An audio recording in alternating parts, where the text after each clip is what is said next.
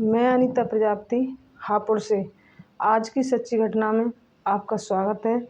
दरअसल आज की सच्ची घटना उत्तर प्रदेश के जौनपुर ज़िले के एक कबरुद्दीनपुर एक गांव है, जहां मात्र 16 साल का नाबालिग इंटरनेशनल अनुराग यादव ताइक्वांडो खिलाड़ी होता है और वो बुधवार सुबह 30 अक्टूबर को अपने घर के बाहर ब्रश कर रहा था।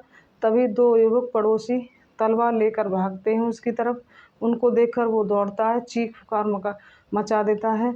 जैसे ही ये चीख पुकार उसकी माँ सुनती है, तब तक वो आरोपी बेटे की धड़ से गर्दन अलग कर देते हैं और जैसे ही वो बेटे का सिर कटा हुआ ज़मीन पर देखती है तो वो रोने लगती है और बेहोश हो जाती है।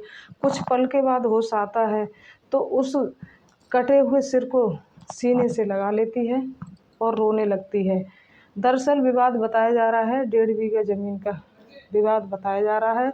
कोई कैसे सोच सकता है कि किसी घर का दीपक मात्र 1.5 बीघा ज़मीन की वजह से बुझा दिया गया है। कि बताया ये जा रहा है कि 1.5 बीघा ज़मीन का विवाद चल रहा था। 30 अक्टूबर बुधवार 2024 की ये घटना है कि इस घटना से एक दिन पहले अनुराग यादव ने उस ज़मीन की सफाई करवाई थी। तभी उसके पड़ोसी युवक रमेश, उसके पिता लालता यादव आ जाते हैं और कहासुनी हो जाती है तो पड़ोसी उसको शांत करा देते हैं। फिर अगली सुबह 8 बजे जब अनुराग यादव ब्रश कर रहा था, तभी उस पर हमला किया जाता है और दौड़कर वो भाग जाता है तो आरोपी पीछे से हमला कर देते हैं और उसको वहीं पर गिरा देते हैं। धड़ सीने सर से अलग कर दिया जाता है और अनुराग यादव 5 बहनों का इकलौता भाई था।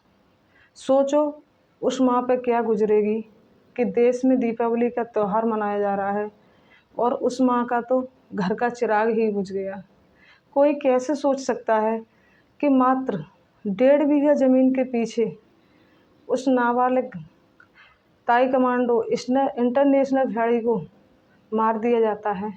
इस घटना को होते ही गांव में तनाव फैल गया है। फोर्स तैनात कर दी गई है, लोग सड़कों पर उतर आए हैं, लेखपाल को निलंबित कर दिया गया है, कानून के खिलाफ जांच बैठा दी गई है और पुलिस आरोपियों की तलाश में जुट गई है।